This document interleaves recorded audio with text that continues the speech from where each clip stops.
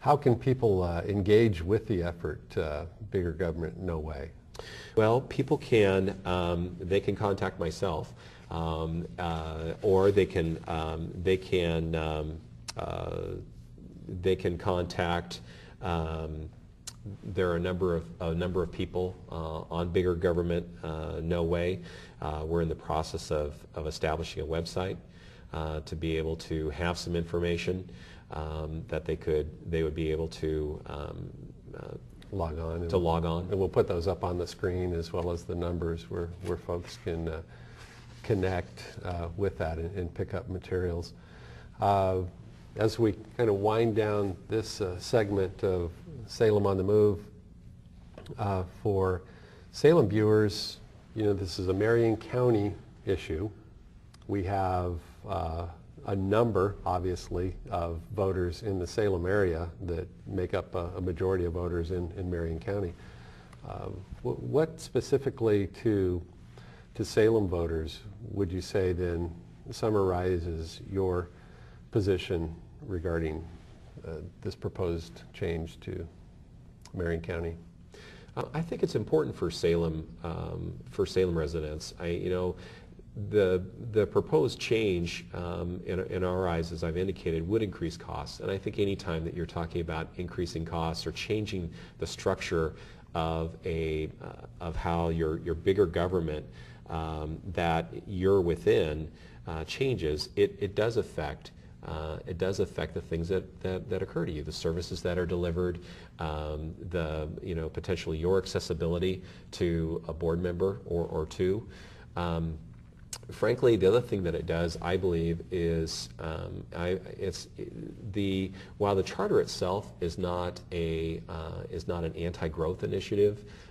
Frankly, I think that there are some supporters that behind it that are anti-growth and that don't view growth in a managed way that I believe the current board does. They view it in a more limiting way. And I think that affects us as Salem residents, frankly. If we are not able to practically and holistically look at our cities, our urban growth boundaries, and in this case, the Marion County Board, along with the Polk County Board of Commissioners, the City of Salem, and the City of Kaiser, are all responsible for the Salem-Kaiser urban growth boundary. It's a joint collaborative effort. And if we can't add and if we can't change our urban growth boundary nimbly and flexibly, then frankly it would affect us as residents, because it will affect growth. It will affect the perception that Salem and Kaiser is truly open for business, that we truly want to have new industry locate here. And I think it would essentially put us back 10, 15 years. Where we used to be in the 1990s, frankly, with respect to potentially our business climate, and I don't see that as being a good thing as a local businessman. Okay. Well, Mark, it's been a pleasure to have you join us in helping get through and sift through a very complicated measure that'll be on the ballot. I guess one other comment related to some of the ambiguity in that you mentioned. What would occur if there are ambiguities that are not resolved and something like this is passed?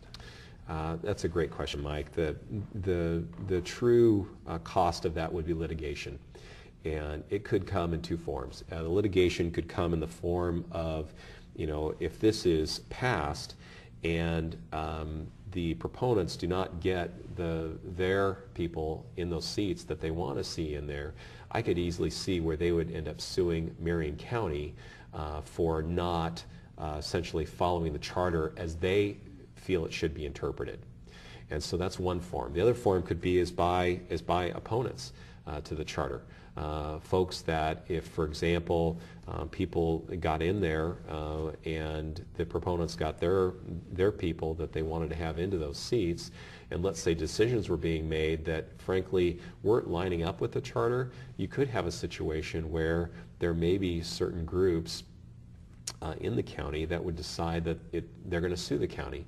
Either way, Marion County loses, because that Marion County, whatever lawsuit is being brought by whatever interest group, they have to defend it, because they're essentially they're defending the county, and those are excessive costs that are having to be spent with respect to defending something that is essentially, unfortunately it's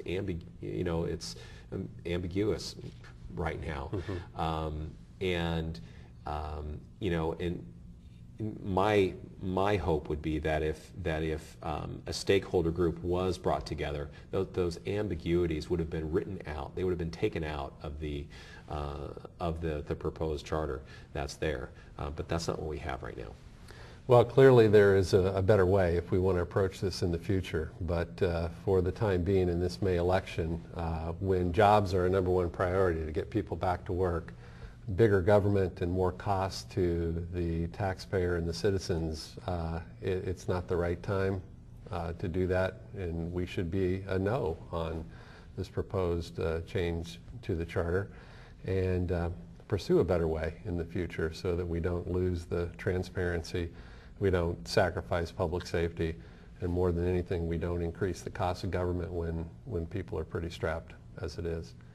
Thank you, Mark, for your time and effort on this, and we appreciate you joining us, and we do encourage everybody to get out and vote in the May election, and we do encourage you to vote no on the proposed change to Marion County Charter. Thanks for joining us on Salem on the Move.